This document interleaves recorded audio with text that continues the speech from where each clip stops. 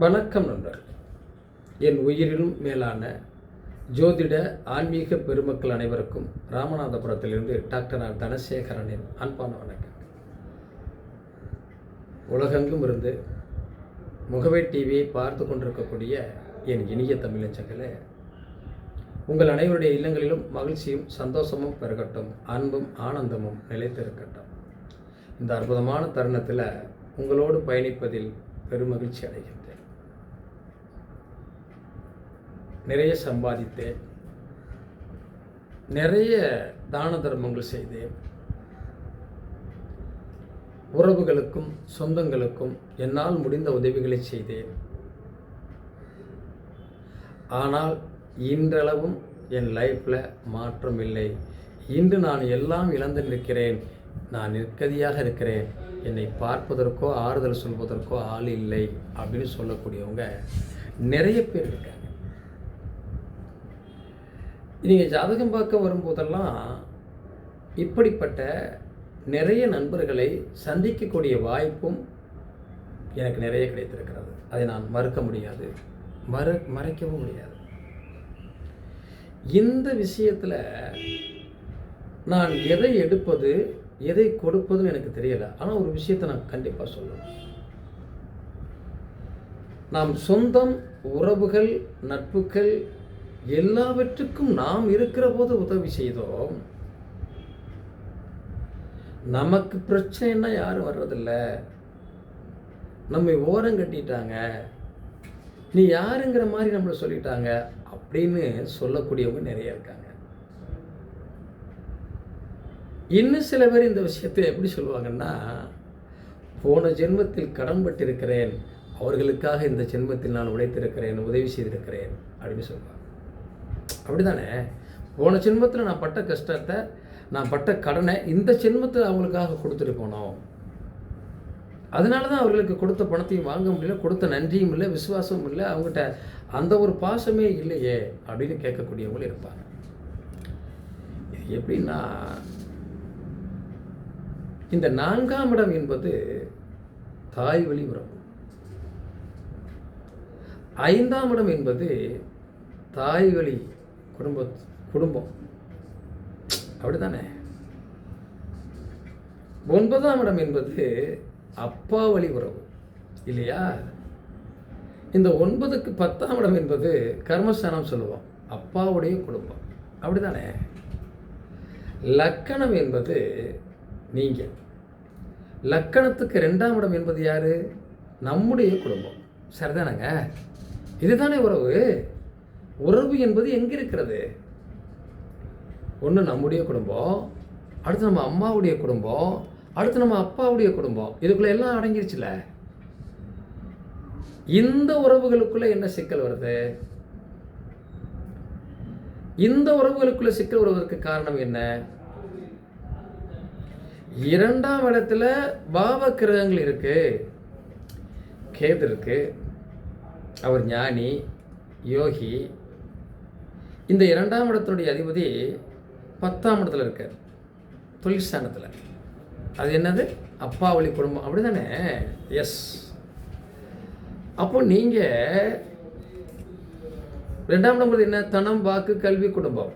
இந்த 2ஆம் இடத்துடைய அதிபதி 10ல் இருப்பதனால இந்த குடும்பத்தை காப்பாற்ற வேண்டும் என்ற ஒரு நிலை உங்களுக்கு இருக்கும். ஏன்னா இங்கே குருவோ கேதுவோ இருந்தால் ரொம்ப பிடிப்பாக இருக்கும், அட்டாச்சாக இருக்கும் குடும்பத்தின் மீது. அப்போ நீங்கள் என்ன செய்றீங்க? ரொம்ப கஷ்டப்பட்டு இந்த குடும்பத்தை காப்பாற்றுறீங்க, கஷ்டப்படுறீங்க, குடும்பத்துக்காக உழைக்கிறீங்க. ஒரு குறிப்பிட்ட காலத்திற்கு அப்புறம் இந்த குடும்பம் வளர்ந்து தனித்தனியாக போன பிறகு இந்த குடும்பத்தில் இருப்பவர்களோடு ஒட்டாத நிலைக்கு தள்ளப்படுவீர்கள். நீங்கள் என்ன செய்திருந்தாலும் நீங்கள் செய்ததாக யாரும் சொல்ல போகிறதில்ல. இந்த குடும்பமே கட் பண்ணி விட்டுரும். கேது உங்களை தனிமைப்படுத்திடும். உழைச்சிங்க, சம்பாரிச்சிங்க, போட்டீங்க, குடும்பத்துக்காக செஞ்சீங்க, இதை யார் கேட்க போகிறா? அவ்வளோதான். உங்களை அந்த உறவிலிருந்து தனிமைப்படுத்துகிறது கேது. கேதுனா கட்டி போட்டும் வெட்டி விட்டுரும். இதே கேது 4ஆம் இடத்துல இருக்கிறார். 4ஆம் இடத்தினுடைய அதிபதி 10லையோ 6லையோ 8லையோ இருக்கார். கஷ்டப்பட்டு ஓடி அடிச்சு அம்மானா உயிராக இருப்பீங்க. அம்மாவுடைய வழிகள் மீது அவ்வளவு பட்டுருக்கும்.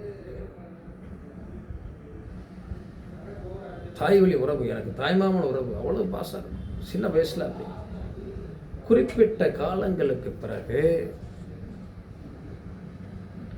அந்த அம்மா வழி உறவுகளையும் விட்டு வெளியே வந்துடுது. என்ன அவ்வளவு அட்டாச்சா இருந்தோமே, தாய் வழி தாய்மாமன் உறவு, இது எல்லாமே பகையா போச்சே. அந்த கேது தசையோ கேது புத்தியோ வருகிற போது இந்த 4ஆம் இடத்து அதிபதி கேது சாரத்திலிருந்து 10லையோ 8லையோ 6லையோ இருக்கிற போது, அந்த தசாபத்தில் வருகிற போது அந்த குடும்பங்கள் நமக்கு பகையாக மாறுகிறது. அந்த குடும்பத்தை விட்டு வெளியே வந்துடுறோம். வெளியே வரக்கூடிய வாய்ப்பை ஏற்படுத்தி கொடுத்துருது. அப்போ அந்த தாய்வழி உறவு எவ்வளவு பாசமாக இருந்தோம். எங்கள் மாமா என்னுடைய தோளில் வச்சு தான் போவார். ஆனால் எங்கள் மாமானா உயிராக இருப்பேன். இன்னைக்கு எங்கள் மாமாவுக்கும் எனக்கும் பயங்கரமான பகை வெட்டி விட்டுருச்சு. நான் யாரோ அவரே யாரோ, என் தாய்வழி உறவுகள் எல்லாம் பகை. இப்படியெல்லாம் வரணும் நான் எதிர்பார்க்க கூட இல்லையே. என்ன செய்யறதுன்னே புரியலையே. மனசு ரொம்ப வலிக்குது. கேட்குறோம்ல. இப்போ 9ஆம் இடத்துல கேது, 9ஆம் இடத்து அதிபதி 10ல் இருக்காரு, அல்லது 9ஆம் இடத்தினுடைய அதிபதி 8லையோ 6லையோ மறைந்திருக்கிறாரு, அது 12ல் இருக்கிறாரு. அப்பாவளி பூர்வீகத்தினுடைய உறவுகளோட ரொம்ப அட்டாச்சாக இருப்பாங்க, ரொம்ப பாசமாக இருப்பாங்க. சித்தப்பா பெரியப்பா, சித்தப்பாடு பிள்ளை பெரியப்பாடு பிள்ளை, அந்த உறவுகள்லாம் ரொம்ப ஒரு வேறுபாடு இல்லாமல், அதாவது அண்ணன் தம்பியாகவே இருப்பாங்க.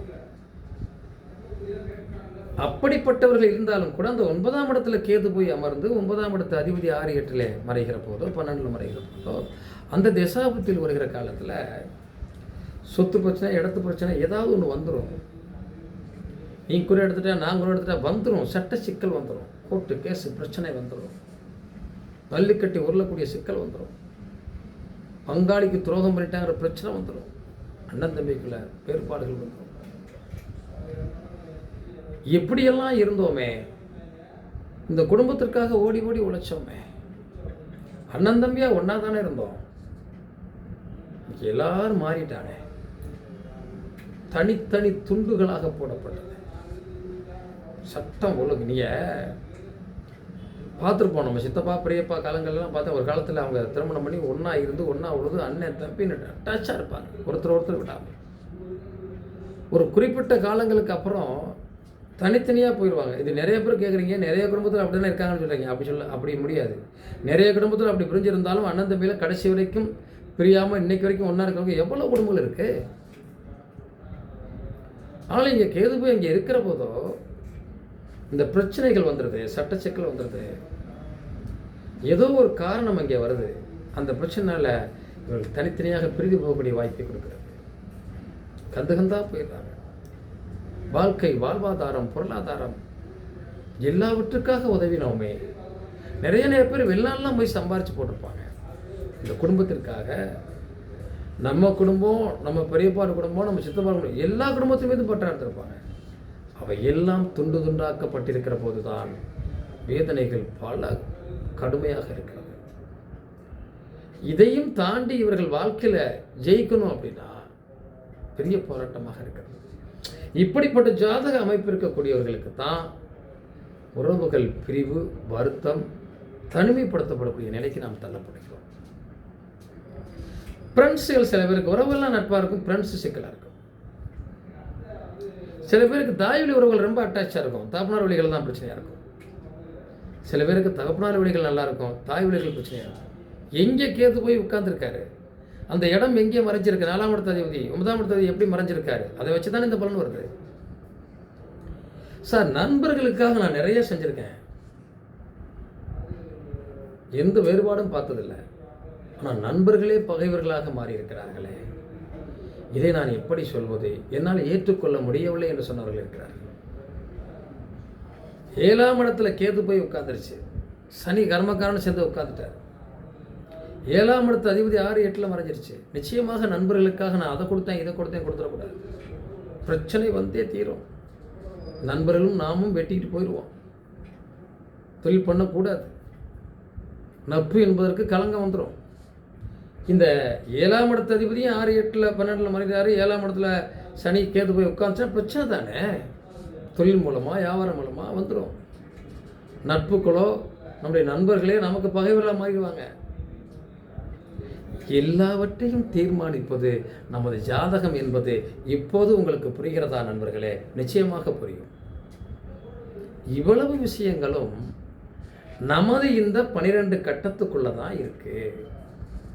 சிக்கலை தாண்டி சிரமத்தை தாண்டி வாழ வேண்டும், வாழ்ந்து காட்டுவோம் அப்படிங்கிறத நான் உங்கள்கிட்ட சொல்கிறேன் இல்லையா? இதற்கெல்லாம் என்ன பரிகாரமாக இருக்கும்?